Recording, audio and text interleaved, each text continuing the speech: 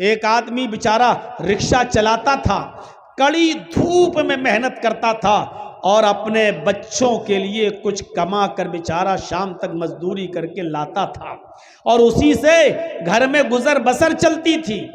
ایک دن یہ رکشے والا محنت و مزدوری کر کے جب تھکا ہوا گھر پہ پہنچا، اپنی بیوی سے بولا کہ مجھے کھانا پیش کرو، بہت تیز بھوک لگ رہی ہے، میں محنت و مزدوری کرنے والا آدمی ہوں۔ اس کی بیوی نے ارہر کی دال اس کے سامنے رکھ دی، جو فرائی نہیں تھی، بغیر بھگاری ہوئی دال تھی، جس میں تڑکڑ کا نہیں لگا ہوا تھا، ایسی بلا بھگاری ہوئی دال اس کے سامنے پیش کر دی۔ اس آدمی نے ناک اور منہ چڑھایا اور کہا کہ میری بیوی، کم سے کم کچھ تو خیال کرو اپنے شوہر کا، ہم کو ایسی دال کھلا رہی ہو جو بھگاری بھی نہیں ہے تم نے، جس میں تم نے تڑکا بھی نہیں لگایا، ایسی اٹھائی اور لا کر دے دی۔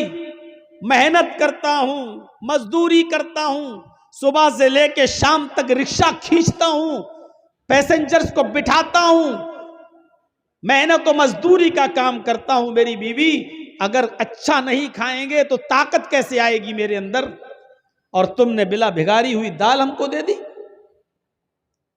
اس کی بیوی نے کہا کہ میرے پیارے شوہر، شکر ادا کرو کہ تمہیں دال بھی مل رہی ہے، شکر ادا کرو کہ تمہیں تازہ روٹی بھی مل رہی ہے، جو میں نے ابھی ابھی بنا کر تمہارے سامنے گرم گرم روٹی دی ہے۔ میرے پیارے شوہر، تمہیں اللہ کا شکر ادا کرنا چاہیے کہ تمہیں یہ دال بھی ملی ہے، اگرچہ بلا بھکاری ہوئی ملی ہے لیکن ملی تو ہے۔ تم نے محمد رسول اللہ صلی اللہ علیہ وسلم کی زندگی نہیں پڑھی۔ حضرت عائشہ صدیقہ فرماتی ہیں کہ ما عاش رسول اللہ صلی اللہ علیہ وسلم طعاما قط، کہ اللہ کے رسول صلی اللہ علیہ وسلم نے اپنی پوری زندگی میں کبھی پیٹ بھر کر کھانا نہیں کھایا۔ آپ نے اپنی پوری زندگی میں پیٹ بھر کر کھانا نہیں کھایا، تمہیں تو دال بھی مل رہی ہے۔ اللہ کے نبی صلی اللہ علیہ وسلم کا حال تو یہ تھا، حضرت عائشہ فرماتی ہیں کہ ہمارے گھر میں 2 مہینے ایسے گزر جایا کرتے تھے کہ چولہا نہیں جلا کرتا تھا، 2 مہینے ہمارے گھر میں چولہا نہیں جلا کرتا تھا۔ اے میرے پیارے شوہر، اللہ کا شکر ادا کرو کہ تمہیں تو دال بھی مل رہی ہے، ورنہ ہمارے نبی کا تو یہ حال تھا کہ 2 مہینے گھر میں چولہا تک نہیں جلتا تھا۔ اس آدمی نے دال روٹی کھانا شروع کر دیا اور اپنی بیوی کی تعریف کرتے ہوئے فرمایا، میری بیوی تم بالکل ٹھیک کہہ رہی ہو، میری بیوی تم نے بالکل صحیح فرمایا۔ ہم نے یہ باتیں مسجد میں جمعے کے دن مولانا سے خطبے میں سنی تھی کہ اللہ کے رسول صلی اللہ علیہ وسلم کے گھر میں 2 مہینے تک چولہا نہیں جلا کرتا تھا، اور حضرت عائشہ فرماتی ہیں کہ ہمارے نبی نے کبھی پیٹ بھر کے کھانا نہیں کھایا اپنی پوری زندگی میں۔ میں نے یہ باتیں سنی اور اس آدمی نے، رکشہ چلانے والے نے، دال اور روٹی کھانا شروع کر دیا۔ میرے بھائیوں، پوری زندگی اس کے سامنے چیخنے کی ضرورت نہیں پڑی اور لمبی چوڑی تقریر کی ضرورت نہیں پڑی، اس کی بیوی نے صرف اس کو ایک حدیث سنائی، اللہ کے نبی کی زندگی کا ایک معمول بتایا اور آپ کی زندگی کے حالات بتائے، اس آدمی نے کھانا شروع کر دیا۔ میرے بھائیوں، اگر ہمیں عمل کرنا ہو تو کسی مولانا کی ایک بات کافی ہے ہماری زندگی میں، ہمارے دل کو اثر کرنے کے لیے اور ہماری زندگی میں عمل کرنے کے لیے۔ اور اگر ہمیں عمل نہ کرنا ہو تو پوری زندگی خطبے دیتے رہو، پوری زندگی جلسے کرتے رہو، پوری زندگی تقریریں کرتے رہو، کوئی اثر نہیں پڑے گا۔ خود اگر مجھ سے کوئی پوچھے تو تقریباً 24-25 سال کا عرصہ تو ہو چکا ہے۔ میرے بھائیوں، جلسوں میں، جلوسوں میں اور تقریریں کرتے ہوئے آپ اندازہ لگا سکتے ہیں کہ پوری زندگی تقریریں کرتے ہوئے گزر گئی ہیں۔ اب آپ اندازہ لگائیے کہ کیا اثرات مرتب ہوئے ہماری زندگی پر، کیا فرق پڑا ہماری زندگی پر۔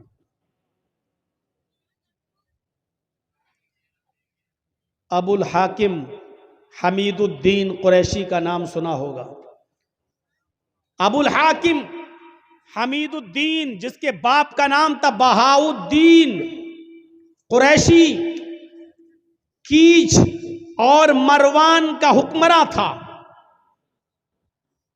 कीज और मरवान का हाकिम गुजरा, बादशाह था, हाकिम वक्त था, और 21 साल तक इसने बड़ी शानदार हुकूमत चलाई।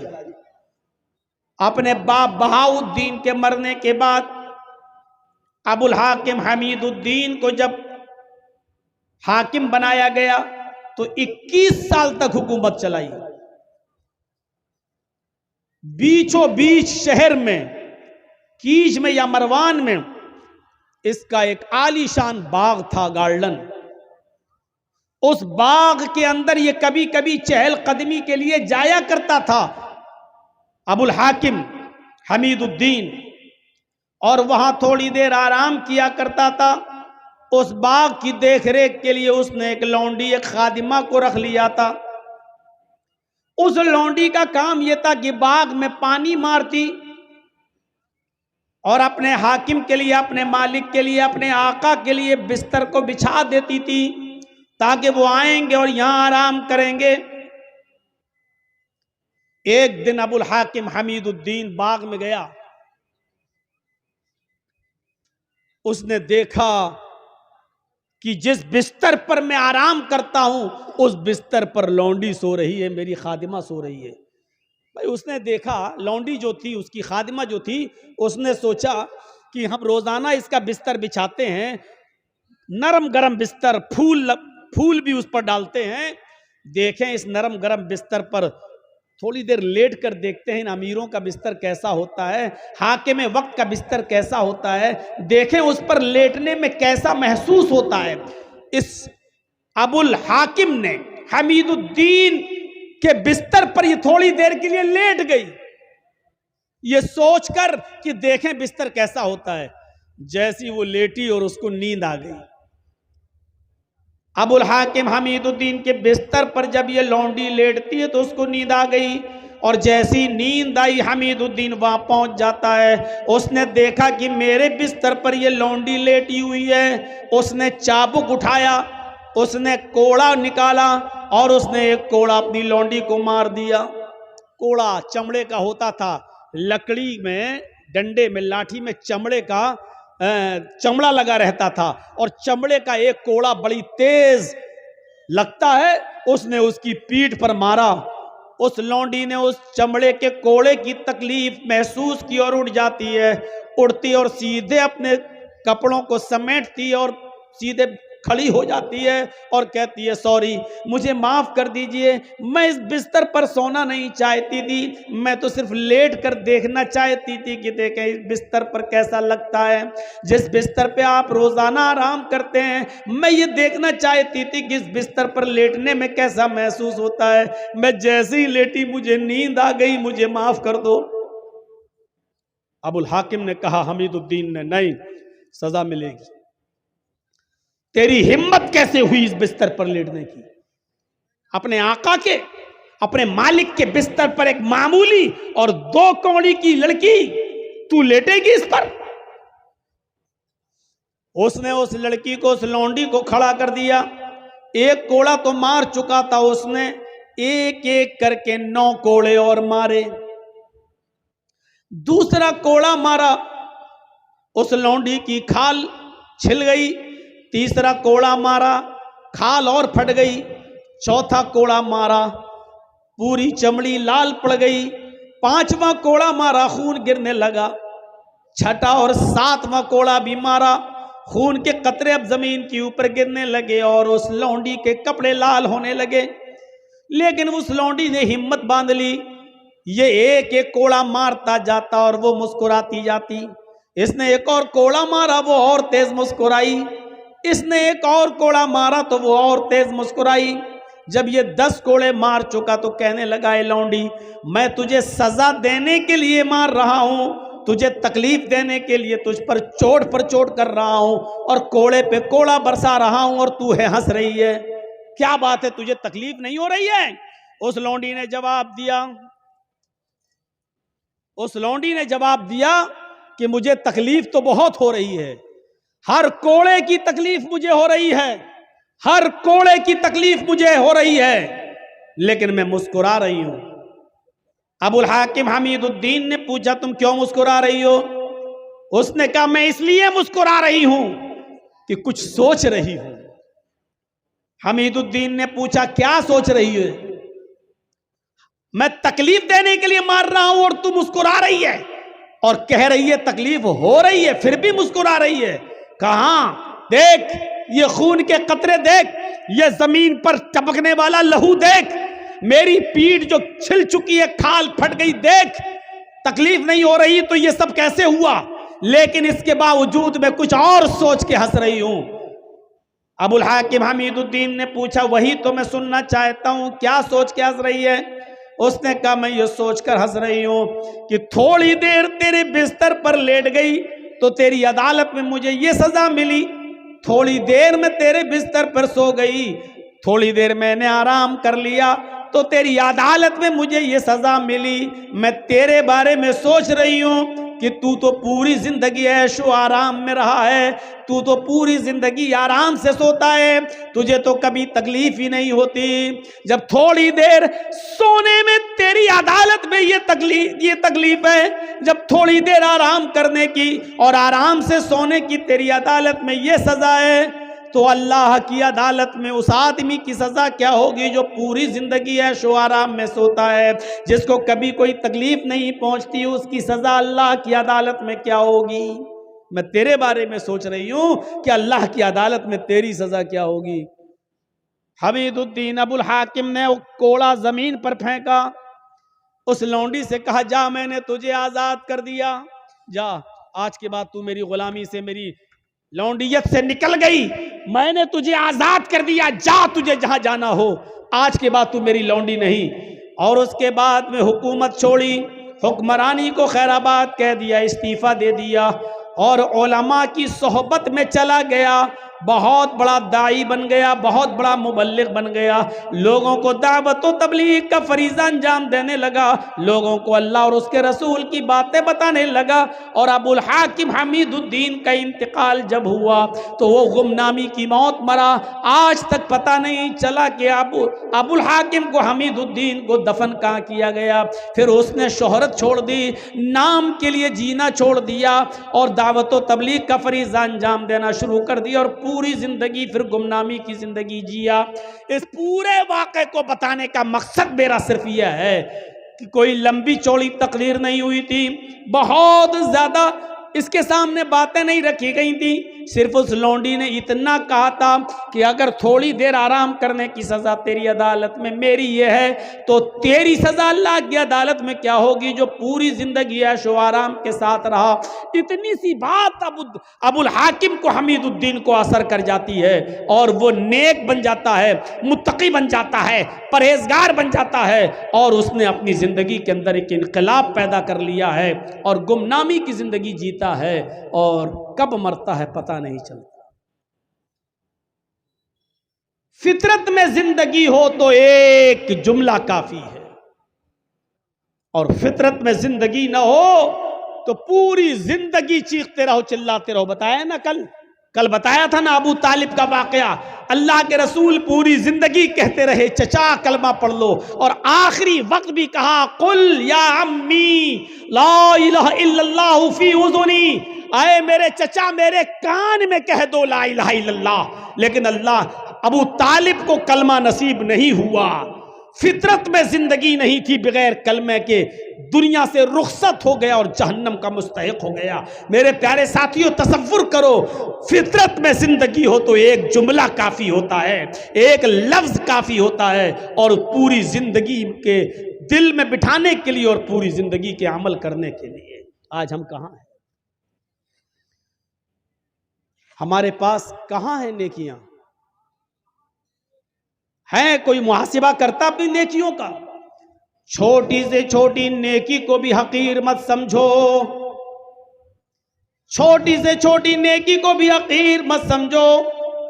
قرآن پڑھیے، اللہ رب العالمین فرماتا ہے فَمَن يَعْمَلْ مِثْقَالَ ذَرَّةٍ خَيْرًا يَرَهُ وَمَن يَعْمَلْ مِثْقَالَ ذَرَّةٍ شَرًّا يَرَهُ۔ اگر ذرہ برابر بھی نیکی کرو گے تو اس کو بھی تم اپنے رب کے نام، اپنے نام اعمال میں دیکھ لو گے، ذرہ برابر بھی برائی کرو گے تو اس کو بھی تم اپنے نام اعمال میں دیکھ لو گے۔ چھوٹی سے چھوٹی نیکی کو بھی حقیر مت سمجھو، اس میں کیا ہو جائے گا۔ کل میں نے بتایا تھا نا، چھوٹی سے چھوٹی نیکی، راستے سے گزر رہے ہیں، پتھر پڑا ہٹا دو، کانٹا پڑا ہٹا دو، یہ نہ سمجھو یار یہ کوئی نیکی ہے۔ چھوٹی سے چھوٹی نیکی کو بھی حقیر مت سمجھو۔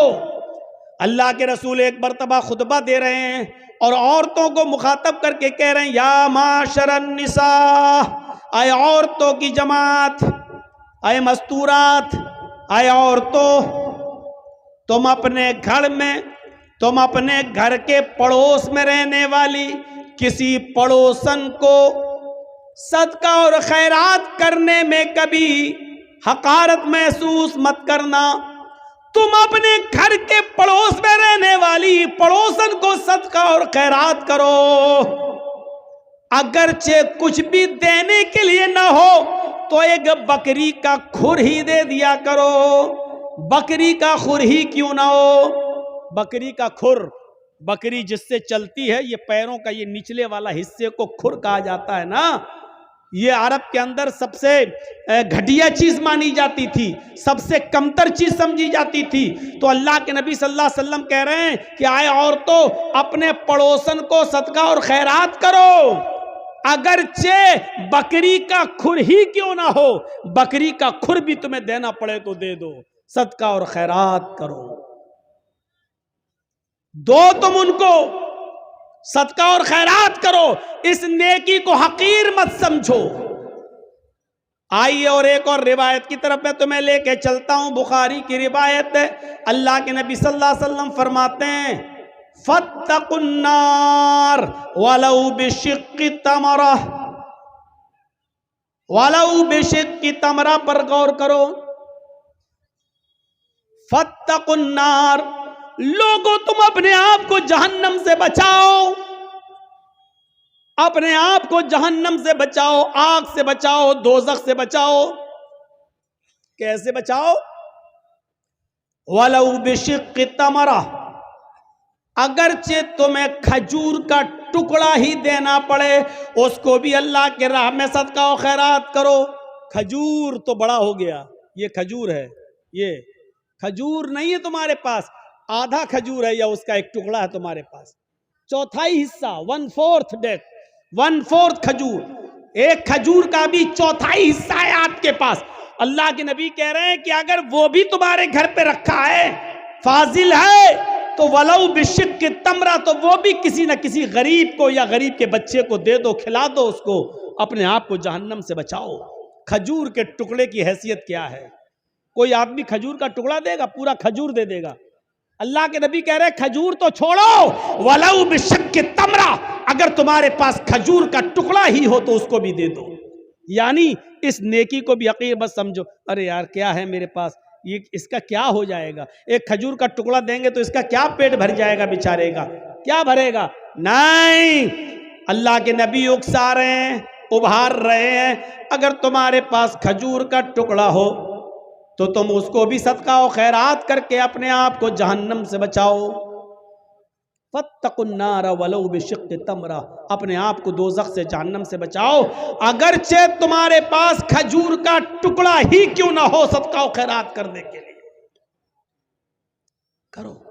وہ حدیث یاد ہے نا، بخاری کی حضرت عائشہ فرماتی ہے کہ میرے پاس ایک مانگنے والی آئی، جاءتنی سائلہ، میرے پاس مانگنے والی آئی، ومعہا صبیان، اس کے ساتھ 2 چھوٹے چھوٹے بچے تھے، مانگنے لگی، میرے پاس ایک کھجور تھی، میں نے وہ کھجور لا کر اس عورت کو دے دیا، اس کھجور نے اس کے 2 ٹکڑے کر دیے، ایک ٹکڑا اس بچے کو دے دیا، ایک ٹکڑا اس بچے کو دے دیا، ایک ٹکڑا اس بچے کو دے دیا، ایک ٹکڑا اس بچے کو دے دیا، اور اپنا خود نہیں کھایا، ان دونوں بچوں نے آدھی آدھی کھجور کھا لی اور چلی گئی وہ عورت اپنے بچے کو لے کر، بچوں کو۔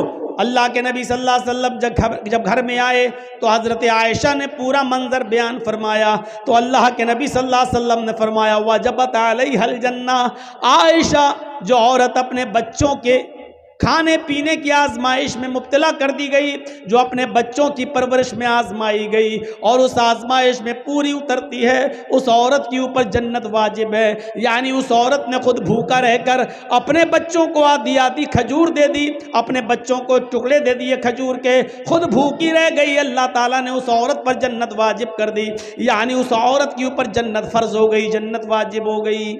غور کیجئے، کھجور کا ایک کھجور تھی، حضرت عائشہ نے وہی دے دی۔ اب آپ کہو گے ایک کھجور میں کیا ہوتا ہے، نہ عورت کا پیٹ بھرا نہ بچوں کا، لیکن حضرت عائشہ نے ایک کھجور تھی وہی دے دی۔ مسلم شریف کی حدیث میں 3 کھجوروں کا ذکر ہے، ایک کھجور اس عورت، 3 کھجور حضرت عائشہ نے اس عورت کو دے دی، اس عورت نے ایک کھجور اس بچے کو دے دی، ایک کھجور اس بچے کو دے دی، اور ایک کھجور اپنے کھانے کے لیے رکھ لی، بچوں نے اپنی اپنی کھجوریں کھا لی، اور ماں جب کھجور کھانے لگی تو بچے اپنی ماں کے کھجور پر جھپٹ پڑے، ماں کو رحم آ گیا، ماں نے دیکھا کہ بیٹوں نے، میرے بچوں نے اپنی اپنی کھجوریں کھا لی، لیکن ابھی بھوکے ہیں، تو ماں نے اپنی کھجور نہیں کھائی، بلکہ اس کھجور کے 2 ٹکڑے کر کے آدھی اس کو دے دی، آدھی اس کو دے دی، اور ان بچوں نے یہ آدھی آدھی کھجور بھی کھا لی اور ماں نے خود کچھ نہیں کھایا۔ جب حضرت عائشہ نے یہ منظر اللہ کے نبی کو بتایا تو اللہ کے نبی کی آنکھوں میں آنسو آ گئے اور روتے ہوئے فرمایا وجبت علیہ الجنہ، اس عورت نے اپنے اوپر جنت واجب کر لی۔ کسی بھی نیکی کو حقیر مت سمجھو، چھوٹی سی چھوٹی نیکی کو بھی حقیر مت سمجھو۔ حضرت ابو بکر صدیق کے دور خلافت میں قحط پڑ گیا، قحط مطلب سوکھا، لوگوں کے پاس کھانے پینے کے لیے اناج نہیں ہے، غلہ نہیں ہے، سوکھا پڑ گیا، ابو بکر کا زمانہ ہے۔ حضرت عثمان غنی رضی اللہ تعالیٰ عنہ کے پاس ملک شام سے غلہ لدا ہوا اونٹ آئے تھے جس پر غلہ لدا ہوا تھا، اور اونٹ کتنے تھے؟ 1000 اونٹ، 100 نہیں، 10 20 نہیں، 100 200 نہیں، 1000 اونٹ تھا جس پر اناج لدا ہوا تھا، غلہ لدا ہوا تھا۔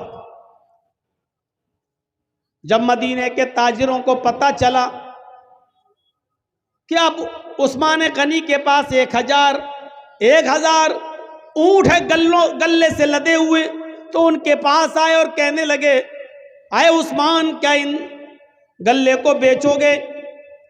حضرت عثمان نے کہا مجھے پروفٹ کیا دو گے، نفع کیا دو گے؟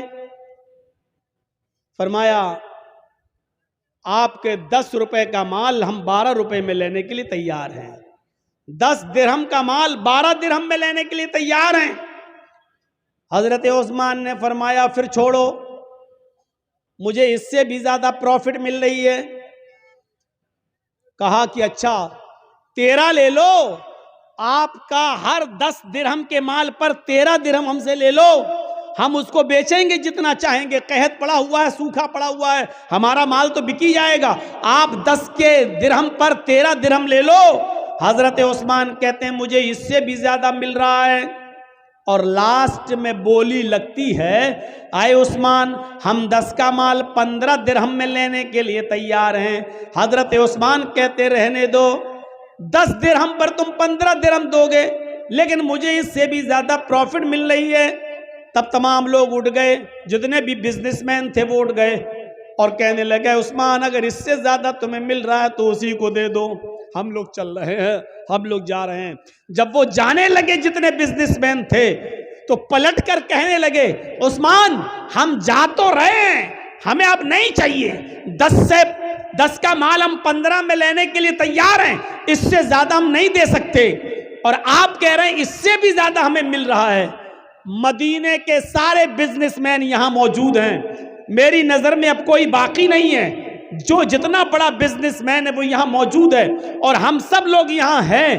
پھر مجھے اتنا تو بتا دو کہ 10 کا مال 15 میں لینے کے لیے ہم لوگ تیار ہیں، اس سے زیادہ تمہیں کون دے رہا ہے؟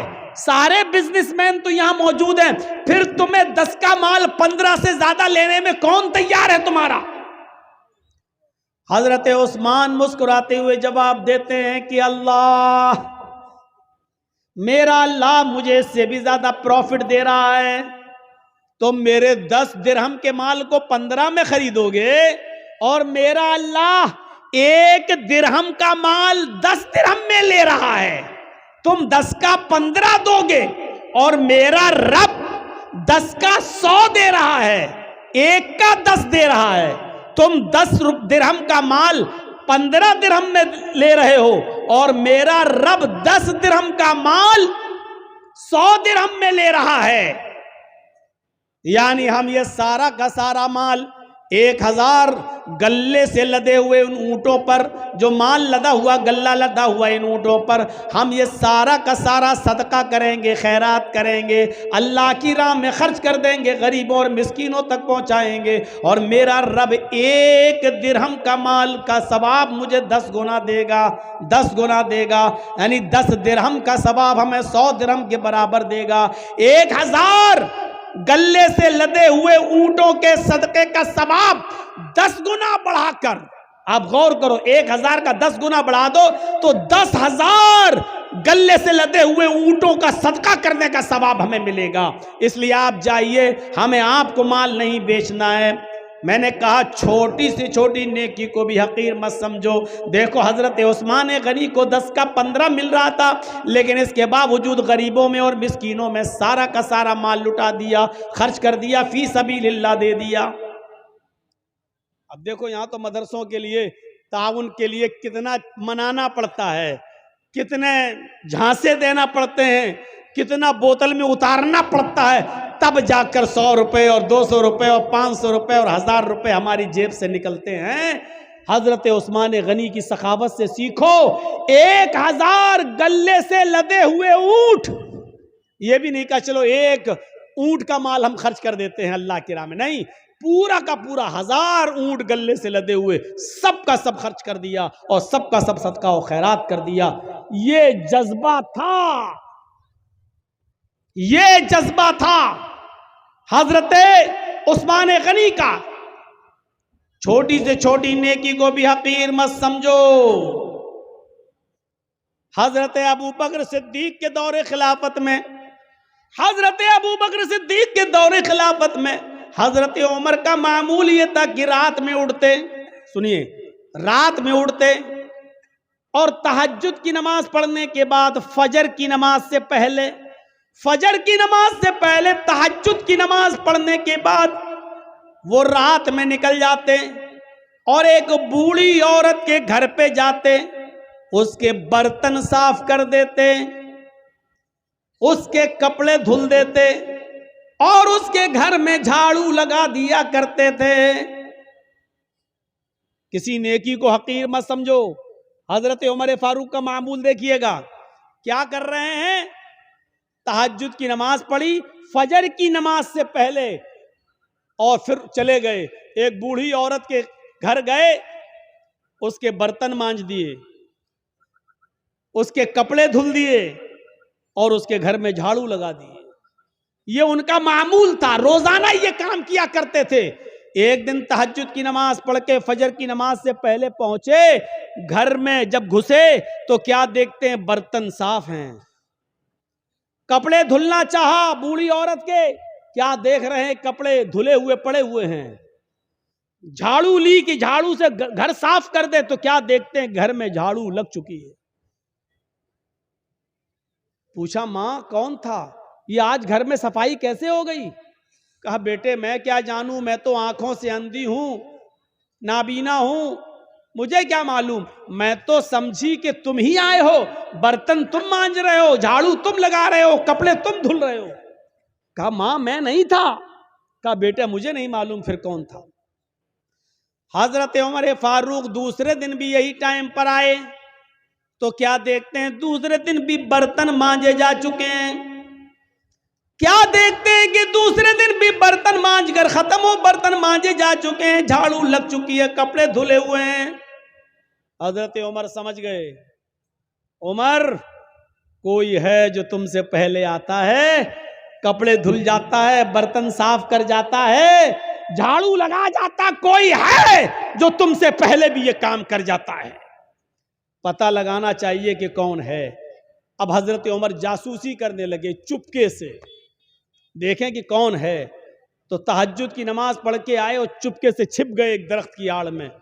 کیا دیکھتے ہیں کہ ایک شخص اپنا چہرہ چھپایا ہوا چادر سے آتا ہے رات کے اندھیرے میں اور اسی بوڑھی عورت کے گھر میں چلا جاتا ہے، برتن مانجتا ہے، جھاڑو لگاتا ہے، کپڑے صاف کرتا ہے، اور اس کے بعد میں جب وہاں سے نکلتا ہے تو جیسے ہی وہ گھر سے نکلتا ہے حضرت عمر فاروق نے اس کو پکڑ لیا، رکیے، اپنا چہرہ کھولیے تو کون ہیں آپ؟ یہ میرا کام آپ کیسے کر رہے ہیں؟ اب اس نے کہا یہ میرا تیرا کیا لایا ہے، تم پہلے آ جاؤ، تم کر لو، ہم پہلے آ جائیں، ہم کر لیں، چہرہ نہیں دکھا سکتا۔ حضرت عمر نے کہا تمہیں اللہ کا واسطہ چہرہ کھولو، میں دیکھنا چاہتا ہوں کہ مجھ سے بھی پہلے یہ کام کون کرنے آتا ہے۔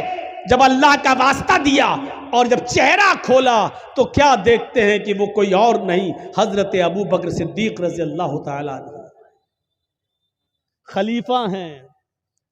ارے آج آپ کے علاقے کا چیف منسٹر کسی غریب کے کپڑے کیا دھلے گا؟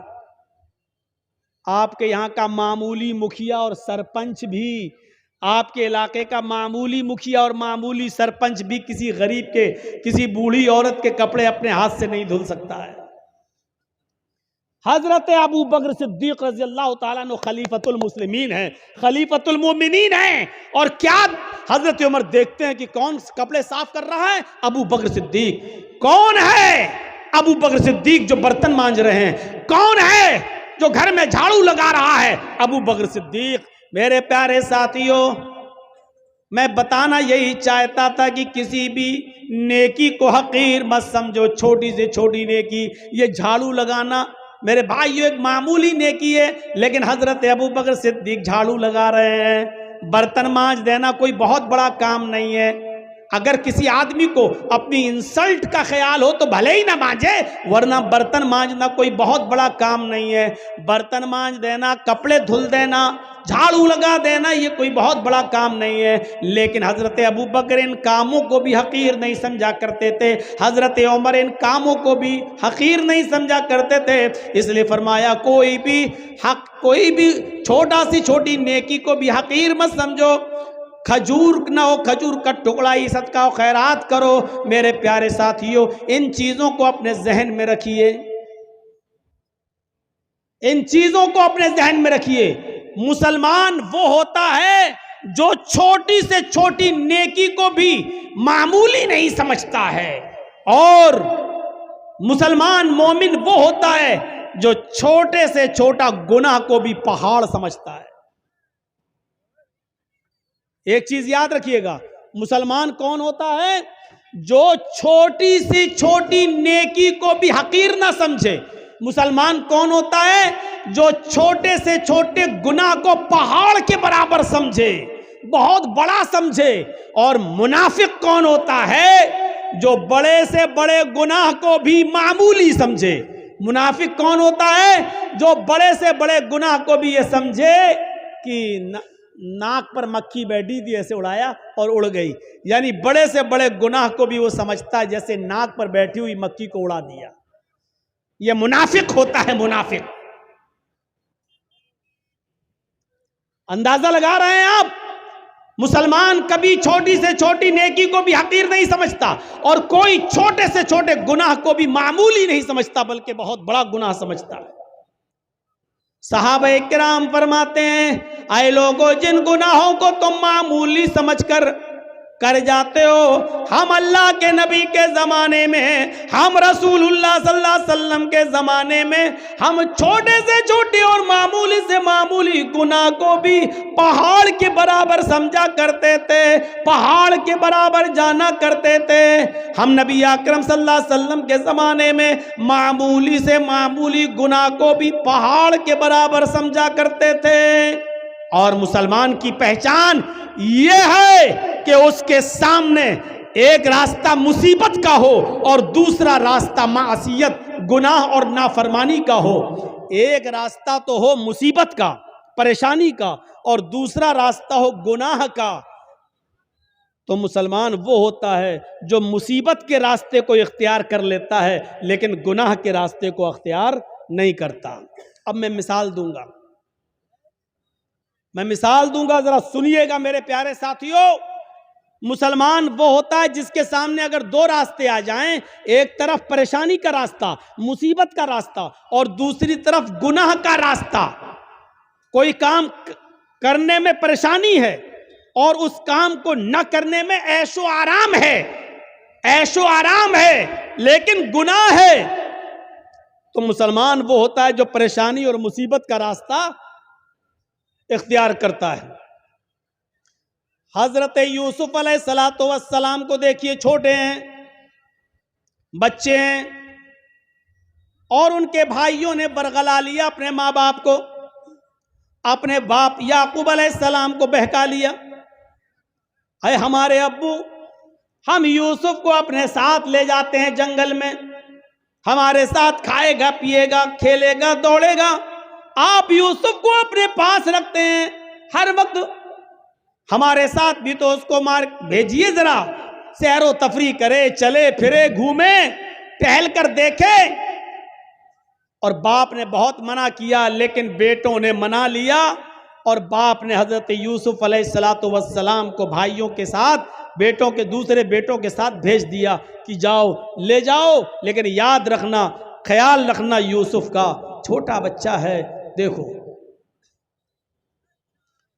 اور جب یہ لوگ جنگل کے اندر پہنچ جاتے ہیں تو اب صلاح و مشورہ کرتے ہیں کہ یوسف کو کیا کریں.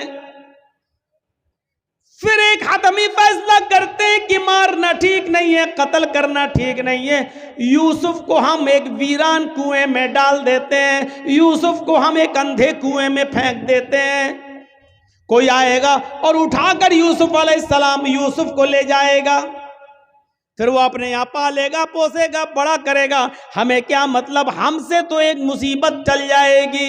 ہمارے والدین، ہمارے ماں باپ، ہمارے باپ یعقوب یوسف سے محبت کرتے ہیں، اور وہ جگہ ہمیں اپنے دل میں نہیں دیتے جو یوسف کا مقام ہے.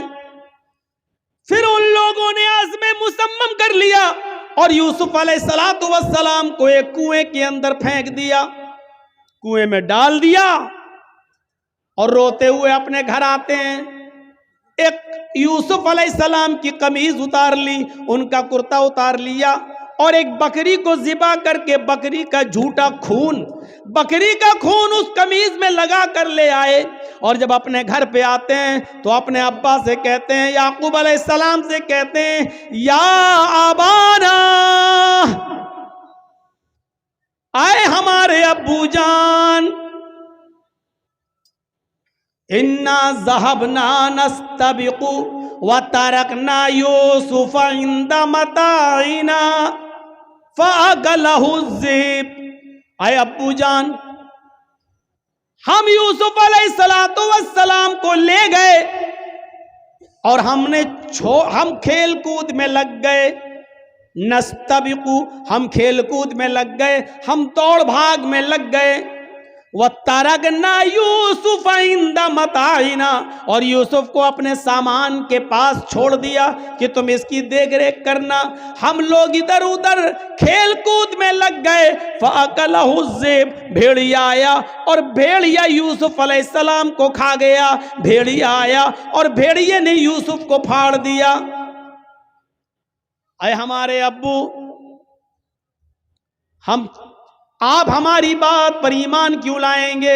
آپ ہماری بات کیوں مانیں گے؟ وَمَا أَنْتَ بِمُؤْمِنٍ لَنَا، آپ ہماری بات کیوں مانیں گے؟ وَلَوْ كُنَّا صَادِقِينَ، اگرچہ ہم سچے ہی کیوں نہ ہوں، ہم سچ بول رہے ہیں پھر بھی آپ کو ہماری بات کا یقین نہیں ہوگا. اپنے ماں باپ سے یہ بات کہہ دی یعقوب علیہ السلام سے. ادھر ایک قافلہ آیا، سنیے، ادھر ایک قافلہ آیا، اس کو پیاس لگی تو کنویں کے پاس چلا گیا. اس نے ڈول ڈالا، ڈول، اس یوسف علیہ السلام اس ڈول میں بیٹھ گئے. اس نے جب کھینچا تو ڈول بھاری لگا. اس نے جھانک کر دیکھا تو ایک چھوٹا بچہ پڑا ہوا ہے یوسف. اس نے قافلے والوں کو خوشخبری سنائی، یا بشرا ھذا غلام، اے قافلے والو خوشخبری سنو، یہ تو ایک بچہ پڑا ہے، یہاں تو ایک لڑکا پڑا ہوا ہے، بچہ، بڑا خوبصورت بچہ یہاں کنویں میں پڑا ہوا ہے. نکالا, مصر کے بازار میں لے گئے اور وہاں اس بچے کو بیچ دیا گیا. اور جانتے ہو اتنا خوبصورت بچہ یوسف علیہ السلام, جن کی خوبصورتی کا ذکر قرآن میں موجود, لیکن اس خوبصورت بچے کی قیمت بھی کیا لگی مصر کے بازار میں جانتے ہو؟ ان کو پیسہ چاہیے تھا. کہتے ہیں کہ کوئی چوری کا مال ہو یا ایسا کوئی مال ہو تو آدمی جلدی ہٹاتا ہے.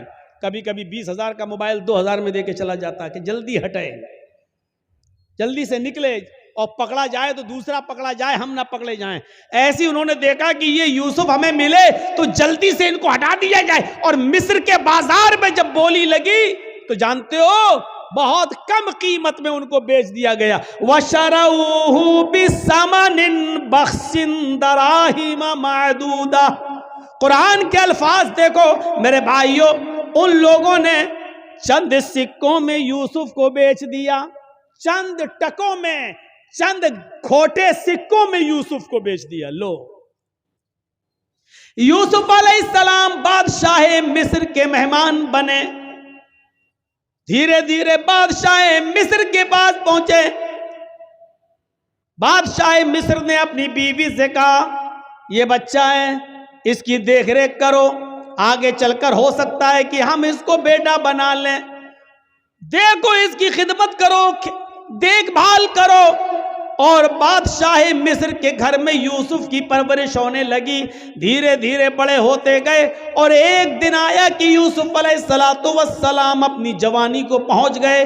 یہاں خوبصورتی اپنی قیامت برپا کر رہی تھی اور یہاں یوسف علیہ السلام جوان ہو گئے, اور ادھر بادشاہ مصر کی بیوی کا دل ہچکولے لینے لگا.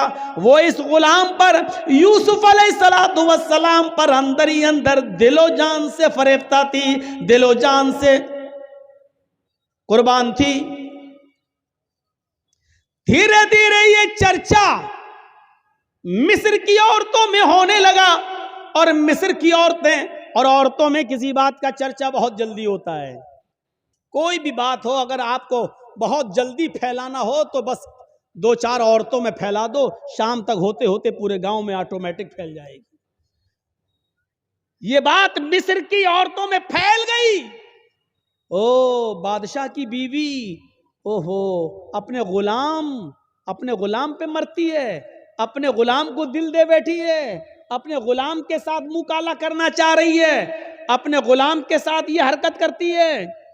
بادشاہ مصر کی بیوی کے چرچے جب مصر کی عورتوں میں ہونے لگے تو اس عورت نے, یعنی بادشاہ کی بیوی نے ساری عورتوں کو دعوت دے دی. غور کیجئے, ساری عورتوں کو دعوت دے دی, سب کے سامنے پھل رکھ دیے, سب کو چھریاں دے دی, اور جب وہ پھلوں کو کاٹنے لگی تو اس عورت نے بادشاہ مصر کی بیوی نے یوسف علیہ السلام سے کہا آئے یوسف ان عورتوں کے سامنے سے گزر جاؤ. یوسف علیہ السلام ان عورتوں کے سامنے سے گزر رہے ہیں, اپنی مالکن کی بات ماننا پڑے گی. یوسف علیہ السلام اپنے مالک کی بیوی کی بات مانتے ہوئے ان عورتوں کے سامنے سے گزر رہے ہیں. جب ان عورتوں کے سامنے سے گزرے تو ان عورتوں نے جب یوسف علیہ السلام کو دیکھا, یوسف علیہ السلام کو دیکھا, قرآن کہتا ہے وہ پھل کاٹ رہی تھی, بجائے پھل کاٹنے کی وَقَطَّعْنَ أَيْدِيَهُنَّ, انہوں نے اپنی اپنی انگلیاں کاٹ ڈالی, انہوں نے اپنے اپنے انگلیوں پر چھریاں چلا لی, اپنی اپنی انگلیوں کو کاٹ ڈالا. اور جب یوسف پر نظر پڑی تو چیخ پڑی مَا هَذَا بَشَرٌ ان هذا الا ملک کریم, یہ کوئی انسان نہیں ہے, ما هذا بشر, یہ کوئی انسان نہیں ہے, ان هذا الا ملک کریم, نہیں یہ تو ایک معزز اور مکرم فرشتہ نظر آتا ہے, یہ کوئی انسان لگتا ہی نہیں ہے. دیکھو کتنا خوبصورت ہے, کتنا حسین و جمیل ہے, یہ کوئی انسان نہیں, یہ تو کوئی بزرگ فرشتہ نظر آ رہا ہے. مطلب سمجھ رہے ہیں؟ ابھی صرف بادشاہ کی بیوی فریفتہ تھی, یوسف پر. اب مصر کی ساری عورتوں نے دل دے بیٹھا یوسف. ہر عورت چاہنے لگی کہ یوسف ہمارے ہو جائیں, یوسف ہمارے ہو جائیں. ایک فتنہ کھڑا ہو گیا. اب بادشاہ کی بیوی نے کہا دیکھا, دیکھ لیا تم نے, اب بتاؤ اس میں میری کیا غلطی ہے؟ اس کو میں نے بہت بہکایا, اپنی طرف مائل کیا, لیکن یہ بچا رہا. اور پھر یوسف کے سامنے دھمکی دیتی ہے بادشاہ کی بیوی. اے عورتوں, اے مصر والیوں, سنو, اگر یوسف نے میری بات نہیں مانی, میری خواہش پوری نہیں کی, میں اس سے جو چیز چاہتی ہوں, اگر میرا مطالبہ اس بچے نے, اس لڑکے نے, اس غلام نے اگر پورا نہیں کیا تو یہ جیل میں سڑے گا, یا سخت سے سخت سزا میں اس کو دلاؤں گی. سخت سے سخت سزا دلواؤں گی یا جیل میں سڑے گا.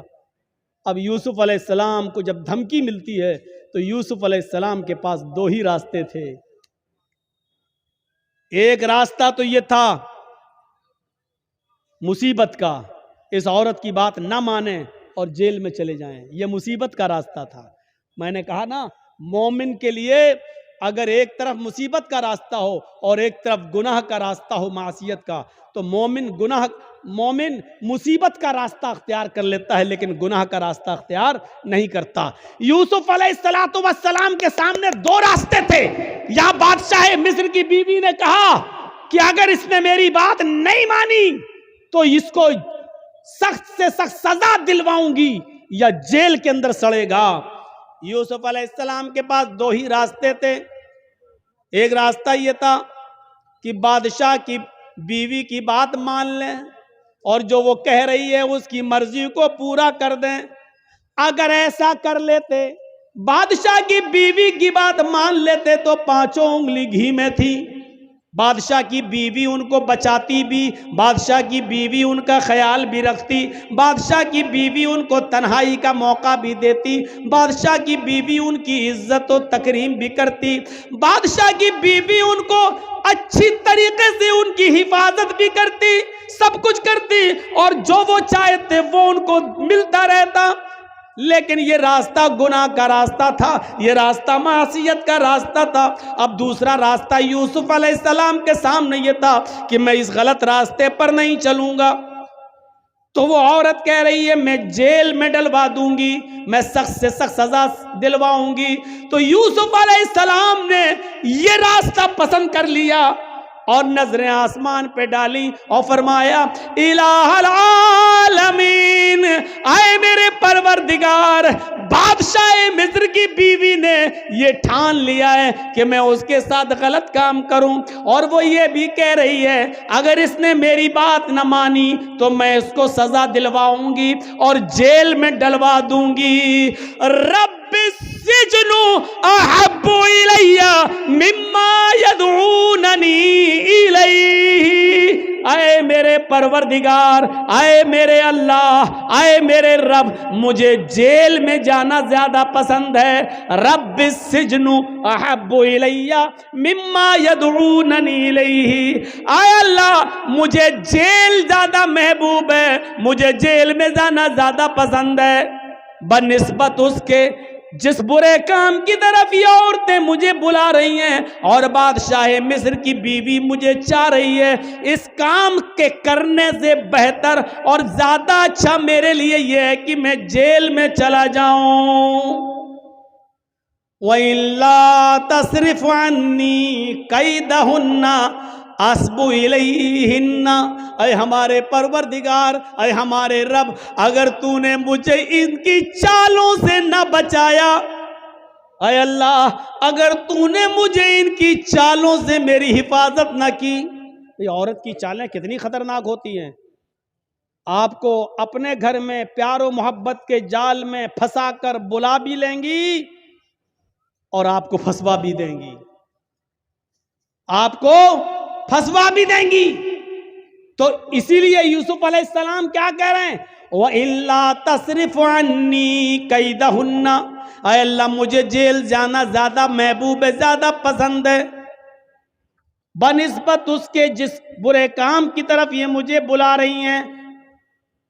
آئے اللہ اگر تو نے مجھے ان کی چالوں سے محفوظ نہ کیا، اگر تو نے مجھے ان کی چالوں سے نہ بچایا، اسبو الیہن، تو میں بھی ان کی طرف جھک جاؤں گا، میں بھی ان کی طرف مائل ہو جاؤں گا، میں بھی ان کے ساتھ غلط کام کر بیٹھوں گا، وَأَكُن مِّنَ الْجَاهِلِينَ، اور میں جاہلوں میں نادانوں میں سے ہو جاؤں گا۔ اے اللہ میں جاہلوں اور نادانوں میں سے ہو جاؤں گا، اس لیے اے اللہ مجھے ان کے شر و فتن سے اور ان کی چالوں سے تو میری حفاظت فرما۔ اس واقعے کی روشنی میں جو قرآن کی آیت سے میں نے ثابت کیا ہے، کیا پتا چلتا ہے میرے بھائیوں کہ مومن وہ ہوتا ہے کہ جس کے سامنے ایک طرف مصیبت کا راستہ ہو اور ایک طرف گناہ کا راستہ ہو، تو وہ مصیبت کو اٹھانا اور پریشانی کو مول لینا یہ زیادہ بہتر سمجھتا ہے، لیکن گناہ کو اختیار نہیں کرتا ہے۔ یہ مومن کی نشانی ہے۔ ہمارے اور آپ کے پاس یہ نشانیاں ہیں؟ کیا ہم مومن ہیں؟ کیا ہم ایسا کرتے ہیں؟ اس لیے یاد رکھیے میرے ساتھیوں، گناہوں کی دلدل سے بچیے، گناہوں کی دلدل سے بچیے، اور اللہ رب العالمین کو پکارتے رہیے، اپنے گناہوں کی توبہ اور معافی مانگتے رہیے کہ اللہ رب العالمین فرماتا ہے قُلْ يَا عِبَادِيَ الَّذِينَ اسْرَفُوا عَلَىٰ أَنفُسِهِمْ لَا تَقْنَطُوا مِن رَحْمَتِ اللَّهِ۔ اے محمد صلی اللہ علیہ وسلم میرے بندوں سے کہہ دو، یا عبادی الذین اسرفوا علی انفسہم، اے اللہ کے بندو، اگر تم نے گناہ کر کے، اگر تم نے ظلم کر کے، اگر تم نے عیاری و مکاریاں کر کے گناہ کر ڈالے اور زمین و آسمان بھی بھر لیے، اپنی جانوں پر تم نے ظلم کیا، اپنی جانوں پر تم نے ظلم کیا ہے اور تم حد سے آگے بڑھ چکے ہو، لا تقنطوا من رحمت اللہ، کہہ دو اے اللہ کے بندو، اللہ کی رحمت سے نا امید مت ہو جاؤ، اللہ کی رحمت سے نا امید مت ہو، اللہ رب العالمین تمہارے گناہوں کو اب بھی معاف کر دے گا، بشرط یہ کہ تم سچے دل سے توبہ کرو، استغفار کرو۔ میرے بھائیوں یاد رکھیے گا، میں نے خطبہ مسنونہ کے بعد جو آیت پڑھی ہے وہ اسی سے متعلق ہے، توبہ اور استغفار سے۔ یا ایھا الذین آمنوا توبوا الی اللہ توبۃ نصوحا عسى ربکم ان یکفر عنکم سیئاتکم ویدخلکم جنات تجری من تحتها الانہار۔ اللہ رب العالمین کیا فرما رہا ہے؟ اے مسلمانوں، اے ایمانوں والو، تم اللہ سے خالص اور سچی توبہ کرو، توبو الی اللہ توبۃ نصوحا، اے ایمانوں والو تم اللہ سے خالص اور سچی توبہ کرو۔ خالص اور سچی توبہ کیا ہوتی ہے؟ توبۃ نصوحا کیا ہوتی ہے؟ توبہ کے مفہوم میں یہ تین چیزیں شامل ہیں۔ اگر کوئی آدمی اللہ سے توبہ کرتا ہے اور یہ تین چیزیں اس کی توبہ میں شامل نہیں ہیں تو وہ توبہ نہیں ہے۔ کوئی گناہ ہو گیا، اللہ توبہ توبہ توبہ توبہ توبہ، یہ توبہ نہیں ہے۔ بہت سے لوگوں کو آپ نے دیکھا ہوگا کوئی گناہ کر بیٹھے، توبہ توبہ توبہ، یہ توبہ نہیں ہے۔ توبۃ نصوحا میں تین چیزیں شامل ہیں۔ پہلی چیز یہ ہے کہ اگر ہم سے کوئی گناہ ہو رہا ہے یا ہو گیا تو ہمیں اس پر ندامت ہو، یہ ہم کیا کر بیٹھے۔ پہلی چیز، کوئی غلطی ہم سے ہو جائے، کوئی گناہ جب ہو جائے تو اس پر پہلی چیز کیا؟ نادم ہونا، شرمندہ ہونا، یہ ہم سے کیا ہو گیا، اللہ یہ ہم سے کیا ہو گیا، پہلی چیز۔ اور دوسری چیز، جو گناہ ہم کر رہے ہیں اسی وقت اس کو چھوڑ دیں۔ مان لیجئے شراب پی رہے ہیں، 2 ہی گھونٹ پیے تھے، ہٹا، یہ مجھ سے کیا ہو گیا، توبہ توبہ استغفر اللہ، یہ کیا ہو گیا، یہ تو حرام چیز ہے۔ پہلی چیز شرمندگی، اور دوسری اب نہ پیئیں، فوراً چھوڑ دیں، دور کر دیں، ترک گناہ فوراً اسی وقت۔ اور تیسری چیز اس میں کیا شامل ہے؟ اے اللہ بہت بڑا جرم ہو گیا، اے اللہ میں وعدہ کرتا ہوں کہ آئندہ کبھی شراب کو ہاتھ نہیں لگاؤں گا، آئندہ کبھی میں اس گناہ کو نہیں کروں گا۔ یہ 3 چیزیں سمجھ لیا نا؟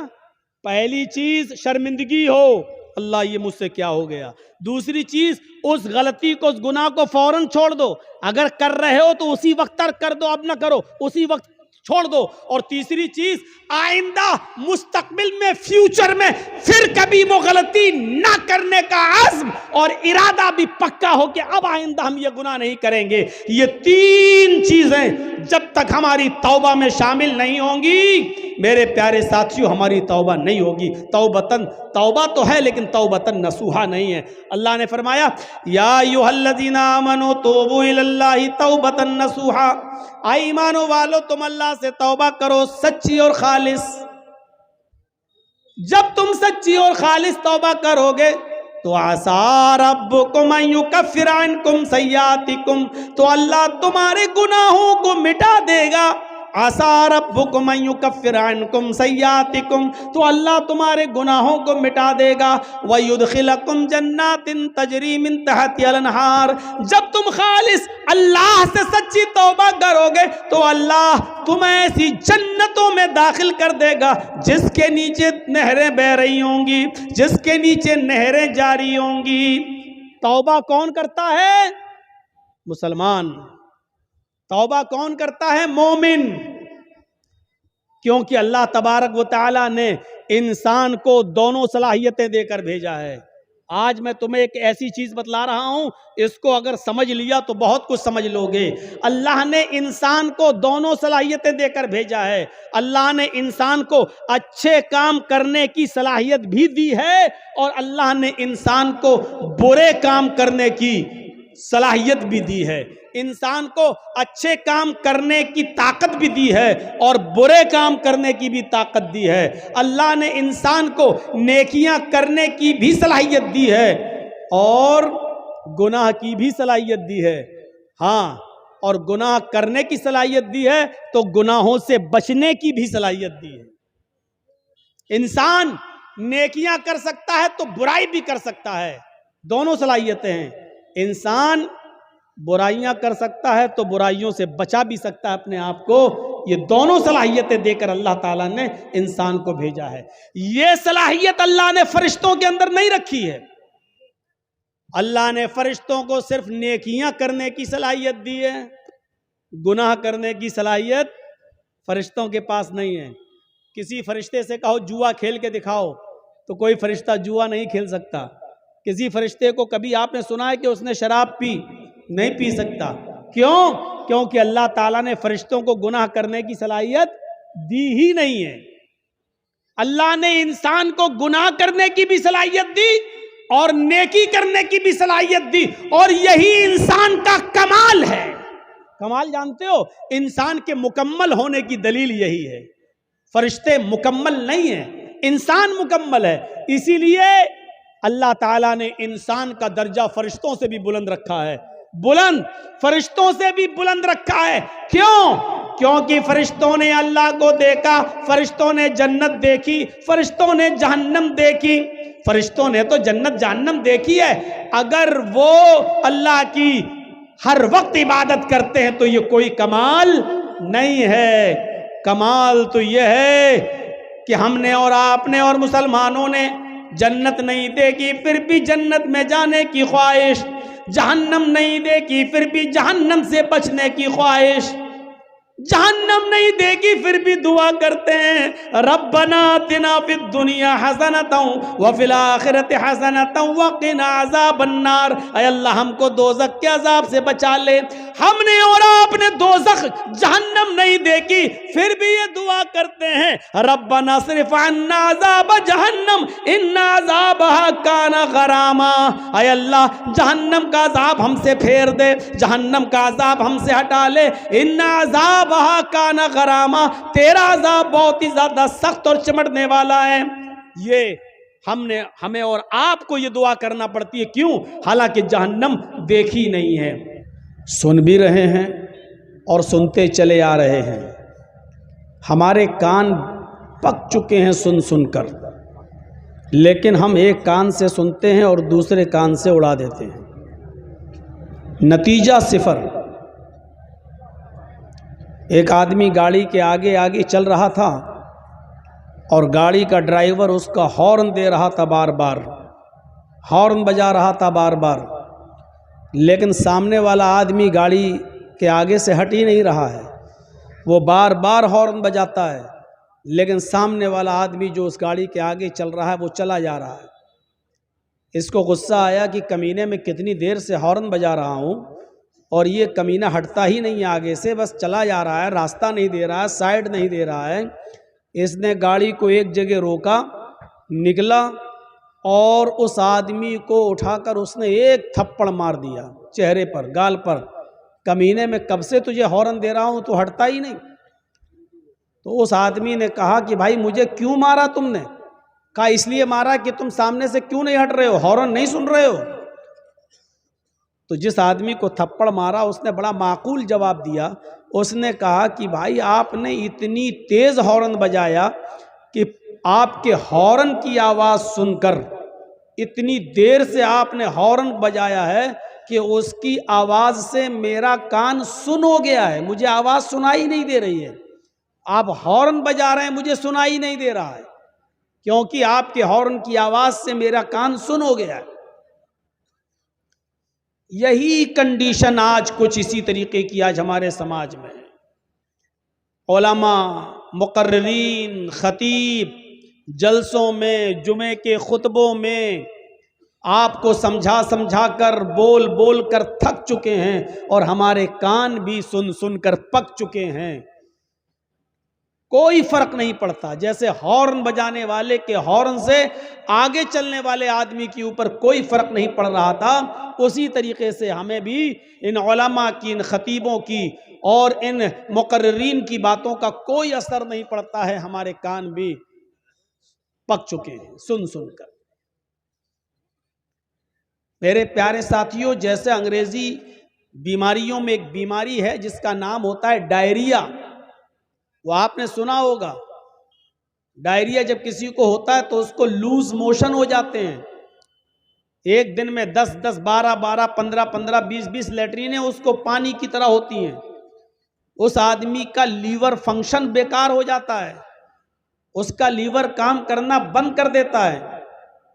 وہ جو کچھ بھی کھاتا ہے وہ لیٹرین کے راستے سے باہر نکل جاتا ہے. جو کچھ بھی کھایا لیٹرین کے راستے سے باہر، جو بھی کھایا وہ لیٹرین کے راستے سے باہر.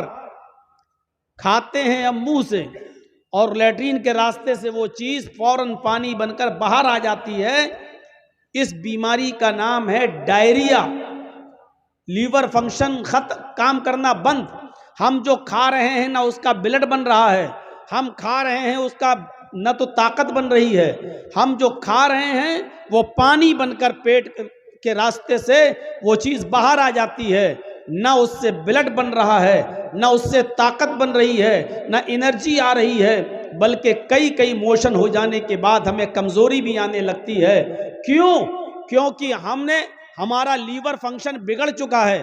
ہم جو کچھ بھی کھا رہے ہیں وہ دوسرے راستے سے باہر نکل رہا ہے. میرے بھائیوں، اس بیماری کا نام ہے ڈائریا. اسی طریقے سے ہمیں اور آپ کو کانوں کا بھی ڈائریا ہو گیا ہے. ہم ایک کان سے سنتے ہیں قرآن و حدیث کی باتیں اور دوسرے کان سے نکال دیتے ہیں. جیسے ڈائریا کے مریض کو کھانا اور پینا اس کی باڈی میں نہیں لگتا، ایسے ہی قرآن و حدیث ہم جو سنتے ہیں وہ ہمیں کوئی اثر نہیں کرتا، اس کا کوئی فرق ہماری زندگی پر نہیں پڑتا. ہم ایک کان سے سنتے ہیں اور دوسرے کان سے سنی ہوئی باتوں کو ہم نکال دیتے ہیں. آج یہی کنڈیشن آج ہمارے سامنے بھی آ گئی. ہمیں غور کرنا پڑے گا ان کے وجوہات پر کہ آخر بات کیا ہے، اثر کیوں نہیں ہو رہا ہے، آخر کیوں ہم ایک کان سے سنتے ہیں اور دوسرے کان سے ہم باہر نکال دیتے ہیں. ابھی کتنے لوگ یہاں بیٹھے ہیں، میری نظر جہاں تک جا رہی ہے مجھے لوگ پبلک عوام ہی عوام دکھائی دے رہی ہے. لیکن یہی عوام، یہی پبلک فجر کی نماز کے اندر مسجد میں جب دکھنے لگے تقریر کے بعد، جلسوں کے بعد، تب یہ مانا جائے گا کہ ہم نے جو سنا ہے اس کے اثرات ہماری زندگی پر مرتب ہو رہے ہیں. ہم نے جو سنا ہے وہ لگا ہے. میرے بھائیوں، اور اگر ہم نے سنا اور سن کر یہاں سے نکل گئے اور مسجد میں جو آتے تھے وہ بھی نہیں آئے، ایک صف بھی پوری نہیں ہوئی، مؤذن نے اذان دی، امام اور مؤذن اور 4-5 لوگوں نے مل کے نماز پڑھ لی، تو سمجھ لیجئے میرے بھائیوں، ہم نے ایک کان سے سنا اور دوسرے کان سے نکال دیا، جیسے ہم نے کوئی کھایا اور وہ ہمارے جسم پہ نہیں لگا اور دوسرے راستے سے وہ چیز باہر آ گئی۔ میرے بھائیوں، ہمیں ہماری فطرت میں زندگی ہونی چاہیے، ہماری فطرت میں زندگی ہونی چاہیے۔ اگر فطرت میں زندگی ہو تو ایک بات بھی لگ جاتی ہے، اور اگر فطرت میں زندگی نہ ہو تو پوری زندگی کسی کو دعوت و تبلیغ کرتے رہو، سمجھاتے رہو، بتاتے رہو، چیختے رہو، اس کے سامنے گلا پھاڑتے رہو، کوئی فرق نہیں پڑتا، وہ آدمی جیسا تھا ویسا ہی رہے گا۔ شاید آپ کو معلوم ہوگا، اور مجھے یاد نہیں کہ میں نے کبھی سنایا ہے یا نہیں سنایا،